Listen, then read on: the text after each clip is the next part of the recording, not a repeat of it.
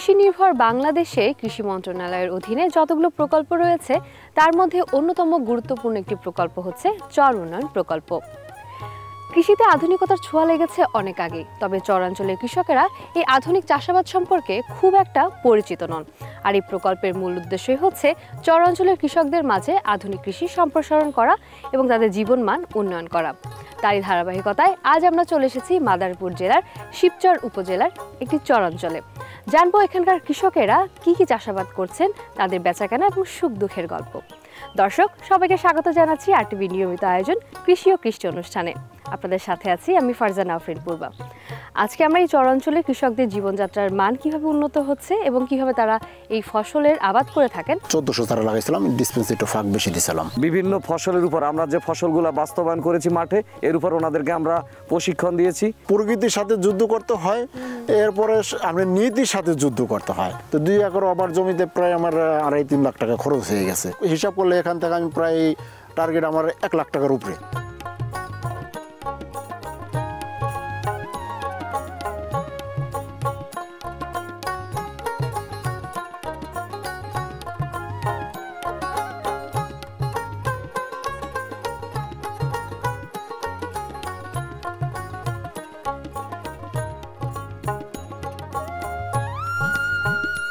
এই বিস্তৃত চরাঞ্চলের পথটা কিন্তু বেশ দুর্গম।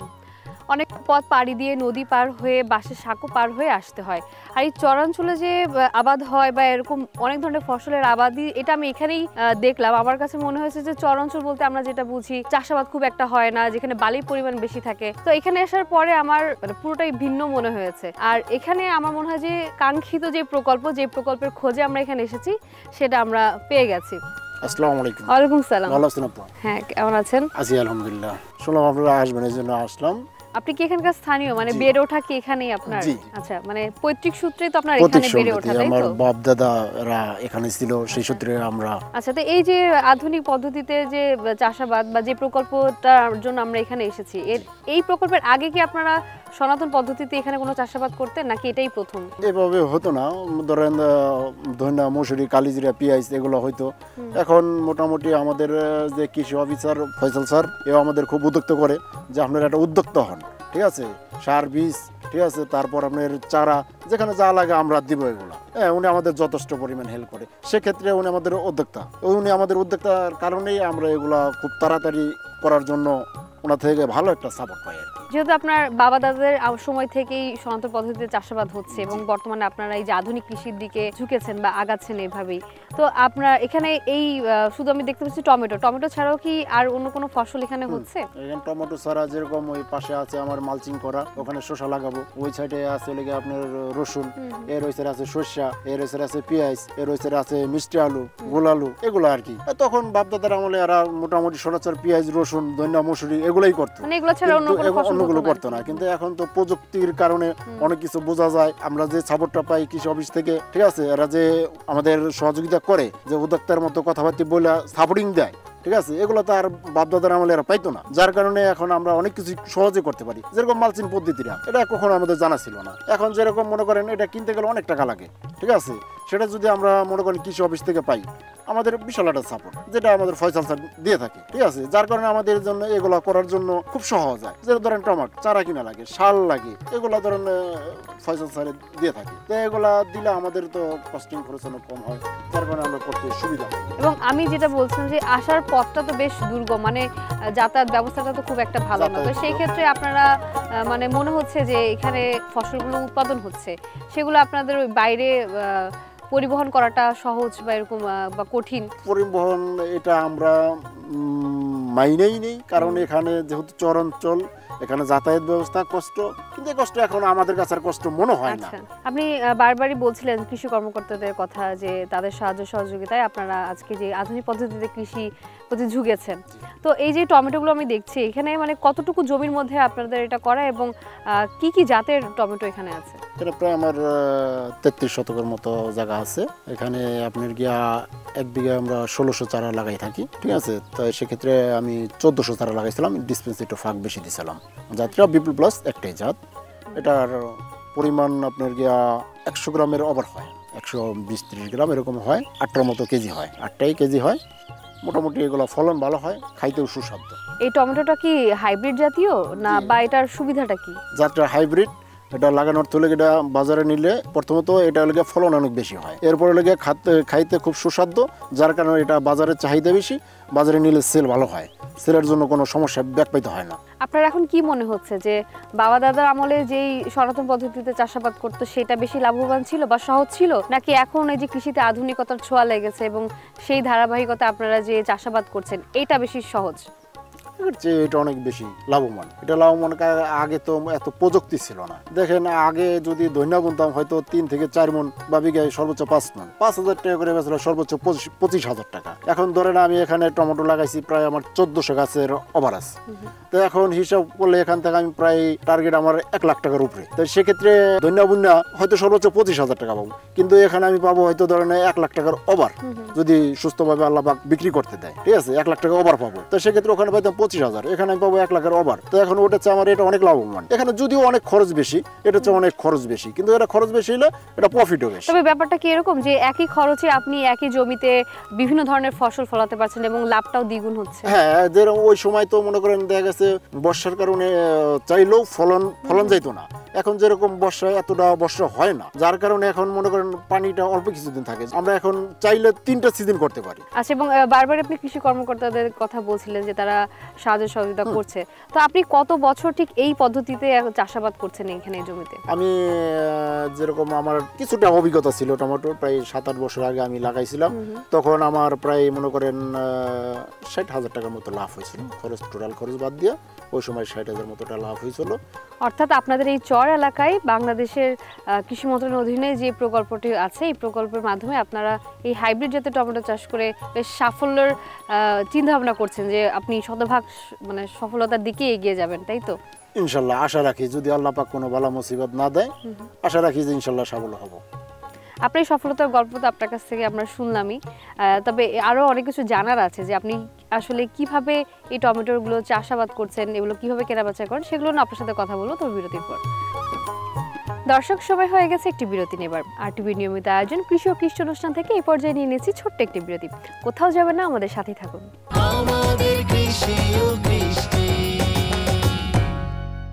বিরতির পর সবাইকে স্বাগত জানাচ্ছি আরটিভির নিয়মিত আয়োজন কৃষি ও কৃষি অনুষ্ঠানে। দর্শক, আপনারা যারা কৃষক আছেন বা খামারি আছেন, আপনাদেরকে সবসময় আমরা চেষ্টা করি সঠিক তথ্য দিয়ে উপকৃত করার জন্য, আর তারই ধারাবাহিকতায় এখন থাকছে কৃষি প্রশিক্ষণ সেগমেন্ট।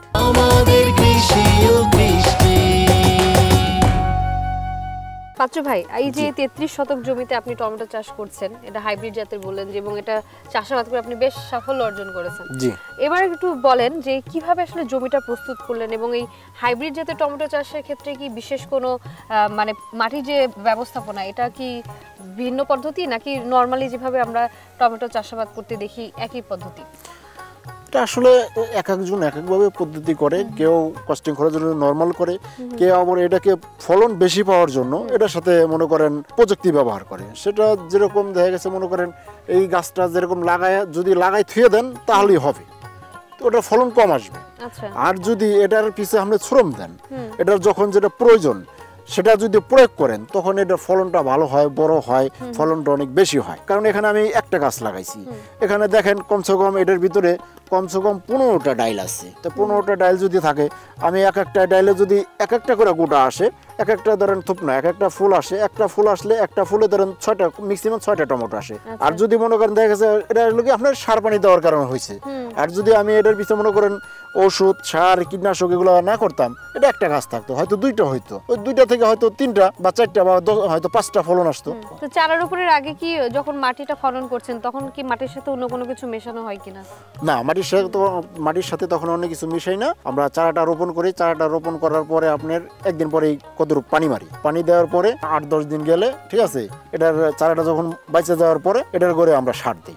যখন যে চারাটা মোটামুটি 1 বিঘা তো আবার হয়েছে, তখন মনে করেন 1 ফিট হয়েছে, তখন এটারে মনে করেন আমরা গোড়াটা খুঁচাইয়া এটাকে আপনার গিয়া সার দিয়া পানি দিয়া মিক্স করে এটারে চারো সাইডে আমরা প্রয়োগ করি। বাচ্চু ভাই, আপনি যে বলতেছিলেন যে পানি বর্ষার সময় জমে থাকে, তো অনেক সময় কি এরকম হয় গাছের গোড়ায় পানি জমে থাকলো, পুরো পানিটা নিঃসরণ হলো না, সেক্ষেত্রে গাছের কোনো ক্ষতি হয় কিনা?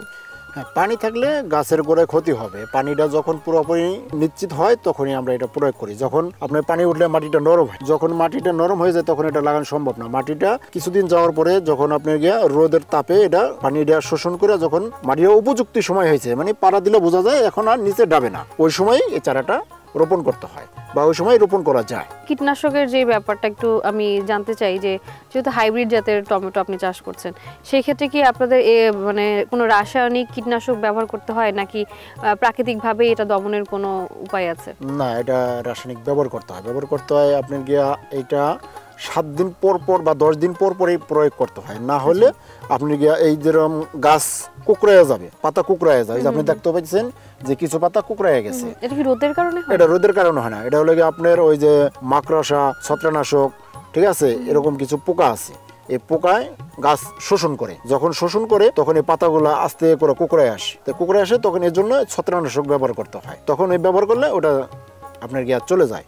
যেরকম এই গাছগুলো সুন্দর আছে, দেখেন এই যে যেরকম এই গাছগুলো একটু লাল লাল, এই গাছটা একটু লাল, এই গাছটা কিন্তু দেখেন সবুজ আছে, এরকম যেরকম প্রয়োগ করতে হবে।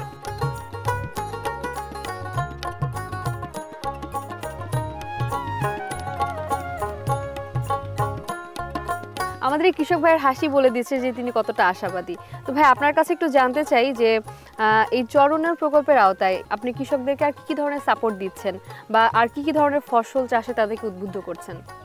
ধন্যবাদ আপনাকে। বাংলাদেশ চর উন্নয়ন প্রকল্পের আওতায় যেখানে প্রদর্শনী করা হয়েছে, 30 জন সদস্য নিয়ে একটা গ্রুপ, এই গ্রুপের ভিতর আমরা 10টা প্রদর্শনী দিয়েছি। এর ভিতরে মালচিং আছে, মালচিং শীট দিয়ে প্রদর্শনী করা হয়েছে, সূর্যমুখী আছে, তরমুজ আছে, সরিষা আছে, মরিচ আছে, এরকম 10টা ফসল আছে আমাদের। এই 10টা ফসলের একটা গ্রুপের মধ্যে 10টা প্রদর্শনী দেওয়া হয়েছে। এর ভিতর বাচ্চু ভাইকে দেওয়া হয়েছিল টমেটো। তো আপনার কি মনে হয় যে চরাঞ্চলের এই প্রান্তিক পর্যায়ে কৃষকরা আছে তাদেরকে যদি আরো একটু সাহায্য সহযোগিতা করা যায় তাহলে হয়তো বা তারা আমাদের এই দেশে কৃষি অর্থনীতিকে আরো এগিয়ে নিয়ে যেতে পারবে? আপনি যে কথাটা বলছিলেন, আসলে কৃষকদের 10 কেজি সার বা 20 কেজি সার এর চেয়ে সবচেয়ে বেশি দরকার তাদেরকে পরামর্শ দেওয়া। যেটা হচ্ছে ধরেন আজকে এই টমেটোর পাতাটা একরকম আছে, কালকে সকালে এসে দেখবেন যেটা হয়তো চেঞ্জ হয়ে গেছে, অথবা এই একটা ফল, এই ফলটা দেখা যায় ফলে একটা স্পট পড়ছে অথবা ফলে একটা ছিদ্র দেখা যাচ্ছে। এখন উনি হয়তো বুঝতেই পারবেন না যেটা কি রোগ না পোকা। এজন্য আমাদের সার্বক্ষণিক ফিল্ড মনিটরিং বা ভিজিট আমাদের এইটা অব্যাহত আছে এবং এটা থাকবে। আর সাহায্য সহযোগিতা এইটা ওনারাও বেশি চান এবং আমরাও বেশি দিই। সার্বক্ষণিক ওনাদের পাশে থেকে ওনাদের প্রয়োজনীয় পরামর্শ দিয়ে ওনাদেরকে আমরা সব সময় সামনের দিকে এগিয়ে আনার চেষ্টা করতেছি। আপনি আসলে খুব চমৎকারভাবে বলেছেন যে, এবং আমার মনে হয় যে এটাই শুধুমাত্র কৃষি মন্ত্রণালয় বা আপনারা যারা কর্মকর্তারা আছেন আপনারা তো সাহায্য সহযোগিতা করছেনই, আর এভাবে এই ধারা মানে অব্যাহত থাকলে আমার মনে হয় কৃষকেরা আরও উদ্বুদ্ধ হবে এবং এই যে কৃষিতে যে নতুন নতুন প্রযুক্তি ব্যবহার হচ্ছে এগুলো সম্পর্কে তারা আরও বেশি জানতে পারবে বা এগুলোর সম্প্রসারণ হবে। এবং আমার মনে হয় যে একটা সময় এমন আসবে যে আমরা শুধুমাত্র নিজেদের চাহিদা পূরণই না, নিজেদের চাহিদা পূরণের পাশাপাশি বহির্বিশ্বেও রপ্তানি করতে পারবো। ধন্যবাদ ভাইয়া। তো এই বাজারজাত নিয়ে কিন্তু আমার আরও অনেক প্রশ্ন আছে আপনার কাছে, তবে বিরতির পর। আরটিভির নিয়মিত আয়োজন কৃষি ও কৃষি অনুষ্ঠান থেকে এই পর্যায়ে নিয়ে নিতে হচ্ছে আরও একটি বিরতি। কোথাও যাবে না, আমাদের সাথেই থাকুন।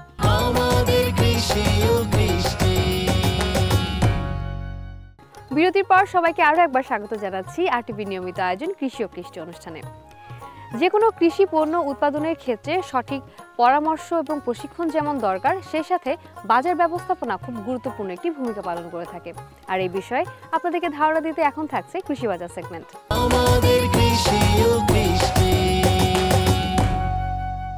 শিবচর উপজেলা মূলত পদ্মা এবং আড়িয়াল খাঁ বেষ্টিত একটি উপজেলা। এখানকার যে জনসংখ্যা ম্যাক্সিমাম হচ্ছে, এখানকার অর্থনীতি প্রবাসী রেমিটেন্স এবং স্থানীয় জনগণের যে কৃষির উপর ডিপেন্ডেন্ট। তো এখানে মূলত আমাদের রবি শস্যের উপরে মূল কৃষিটা নির্ভরশীল এবং রবি মৌসুমে আপনারা অলরেডি দেখতে পাচ্ছেন যে মাঠ জুড়ে পেঁয়াজ, রসুন, সরিষা, ধনিয়া, কালো জিরা এগুলো আমাদের মেজর ফসল, এর উপরে ডিপেন্ডেন্ট আমাদের কৃষিটা মূলত। এবং নতুন নতুন যে টেকনোলজিগুলো এগুলো দৈনন্দিন প্রতিনিয়ত সম্প্রসারিত হচ্ছে। আমাদের মাঠ পর্যায়ে যারা উপসহকারী কৃষি কর্মকর্তা, আমাদের উপজেলায় আছে, আমাদের জেলা পর্যায়ে যে কর্মকর্তাগণ, তাদের অক্লান্ত পরিশ্রমের মাধ্যমে নতুন নতুন টেকনোলজি এবং জৈব কৃষির ব্যবহার এগুলো প্রতিনিয়ত সম্প্রসারিত হচ্ছে। আমাদের শিবচর উপজেলার জন্য বাংলাদেশের চর এলাকায় আধুনিক কৃষি প্রযুক্তি সম্প্রসারণ যে প্রকল্প, এটা একটা আশীর্বাদ মনে করি, কেন আমাদের শিবচর উপজেলা নামেই আপনি বুঝতে পারতেছেন যে চর বেষ্টিত আমাদের উপজেলাটি প্রায় 5 থেকে 6টি ইউনিয়ন সম্পূর্ণ আমাদের মূল ভূখণ্ড থেকে বিচ্ছিন্ন চর, এবং এই এলাকার জন্য যে চর প্রকল্প গ্রহণ করা হয়েছে এটা সরকারের প্রতি আমি স্পেশাল ধন্যবাদ জানাচ্ছি। কারণ চলমান মৌসুমে আমাদের প্রায় 400+ প্রদর্শনী স্থাপিত হয়েছে বিভিন্ন ফসলের উপরে, সরিষা, ধনিয়া, কালো জিরা, খেসারি, মসুর, মালচিং, স্যান্ডবারের সবজি, এই প্রযুক্তিগুলো সম্প্রসারণ হচ্ছে। এবং চরের, বিশেষ করে চর যে এলাকায় যে আমাদের ব্লকগুলো রয়েছে সেখানকার উপসহকারী কৃষি কর্মকর্তারা, সেখানকার চরের যারা কৃষক এই প্রকল্পের মাধ্যমে তারা উপকৃত হচ্ছে, তারাও খুব আগ্রহ সহকারে আমাদের এই প্রদর্শনীগুলো বাস্তবায়ন করছে এবং নতুন যে টেকনোলজিগুলো, এই টেকনোলজিগুলো তারা খুব মন থেকে তারা গ্রহণ করছে, এবং এর মাধ্যমে কৃষির যে উৎপাদনশীলতা অনেক গুণ বাড়বে বলে আমরা বিশ্বাস করি। এবং মাঠ পর্যায়ে আমরা প্রতিনিয়ত এগুলো তদারকি করছি। আমাদের প্রকল্প প্রতিনিধি কিছুদিন আগে প্রকল্প পরিচালক মহোদয় এবং একজন উপসচিব এসে আমাদের কার্যক্রম ভিজিট করে গেছেন এবং তারা খুব সন্তোষ প্রকাশ করছেন।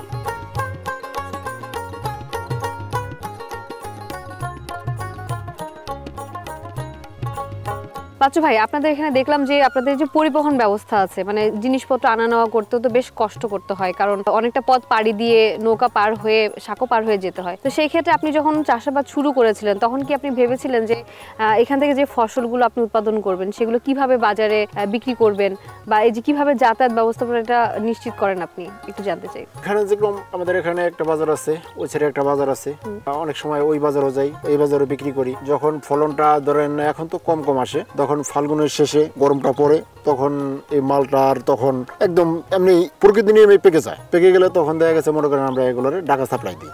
এখান থেকে ধরেন আগে তো ফেরিঘাট ছিল, ফেরিঘাট নিতাম, ওখান থেকে পরিবহন যাতায়াত পরিবহন করে নিয়ে যেতাম। কিন্তু এখন ধরেন ঢাকা নিতে হইলে নাডুবা স্ট্যান্ড আছে, স্ট্যান্ডে যেতে হবে, ওখান থেকে গাড়ি নিয়ে তারপর ঢাকা।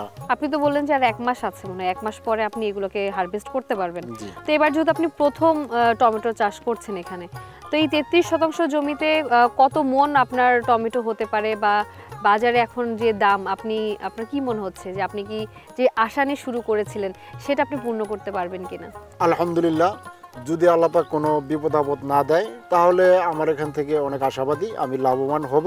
ধরেন এক একটা গাছ থেকে আমার আশা সর্বনিম্ন 5 কেজি, তাতে আমার এখানে আমি 1500 চারা প্রয়োগ করছিলাম, তো এখন হয়তো সম্ভবত 1300 চারা আছে, 200 চারা মারা গেছে। 5 কেজি হইলে আপনার গিয়ে আমার সেখানে 5000 কেজি, 5000 কেজি, আর ওখানে আছে 300 তো হলো আপনার 1500, প্রায় 6500 কেজি। 1000 কেজিতে 25 মন। সেক্ষেত্রে আমি মোটামুটি আশা করি যে 20 টাকা দর পাই, আশা করি আমি লাভবান হব। তাছাড়া আনুষঙ্গিক তো অনেক খরচ আছে, আপনি কিন্তু বলছিলেন বেশ ব্যয়বহুল আপনার এই প্রজেক্টটা যেহেতু করেছেন, বাঁশ খুঁটি দিয়ে, তারপরে আরো কীটনাশক ওষুধ যা আছে, তো সবকিছু ছাপিয়ে মানে আপনার কেমন মনে হচ্ছে লাভ কেমন করতে পারবেন? চারাটা রোপণ থেকে শুরু করে বিক্রি পর্যন্ত এক একটা চারার পিছনে প্রায় 70 টাকার মতো খরচ আছে। এখন এটা তো কৃষি অফিস থেকে অনেক দেয়, পুরোটা তো আর পাওয়া যায় না, অনেকে পায় অনেকে পায় না। যার পায় তার একটু কস্টিং খরচ কম, যে পায় না তার কস্টিং খরচ পুরোটাই বেশি। যে পায় তার জন্য কস্টিং খরচটা একটু কম, তার লাভটা একটু বেশি, আর যে পায় না তার কস্টিং খরচটা বেশি, তার লাভ একটু কম। তা আপনার দিক থেকে আপনার কেমন খরচ হয়েছে, বা সেটার খরচ কি উঠে যাবে কিনা এখান থেকে? উঠে যাবে বলতে আমি আশা করি উঠবো, কিন্তু এখনো তো আল্লাহ পাক যদি কোনো বিপদ আপদ না দেয় তাহলে আমার প্রায় 55-60 হাজার টাকার মতো খরচ হয়েছে। তা আমি আশা করি যে লাখান্ডি টাকার উপরে আমি বিক্রি করতে পারবো, আশা রাখি, যদি আল্লাহ পাক কোনো বিপদ আপদ না দেয়, বাদ ভাই আল্লাহ পাকের ইচ্ছা। যে আপনি এটা একটা চ্যালেঞ্জের হিসেবেই নিয়েছেন এবং আপনি সফলতার দিকেই আগাচ্ছেন। যেমন আপনার বাবা দাদারা এই ধারাবাহিকতায় আপনিও ওই কৃষিকাজটা কিন্তু রক্তে আপনার মিশে গেছে বলা যায়। তো ভবিষ্যৎ পরিকল্পনা কি? কৃষিকাজকে ভালোবেসে কি আরো নতুন নতুন ফসল আমাদের মানে চিন্তা ভাবনা আছে কিনা, বা কতটুকু আপনি নিজেকে ভবিষ্যতে দেখতে চান কোন জায়গাটায়? আসলে মূল আমি উদ্যোক্তা হতে পছন্দ করি, আমি নিজে একটা কিছু করব, এটাই আমার মূল টার্গেট। সেটা হলো গিয়ে সেটা যাই হোক, কৃষিকাজ এটা আমার ভালো লাগে বিদায় করি, নাইলে আমি প্রকৃতিভাবে একজন ব্যবসায়ী, ব্যবসা করি। আচ্ছা, ঠিক আছে, সেটার পাশাপাশি আমি কৃষিকাজটা করি। আর আপনাদের হাত ধরে বাংলাদেশের কৃষি অনেক দূর এগিয়ে যাক, এটাই কামনা। ভালো থাকবেন।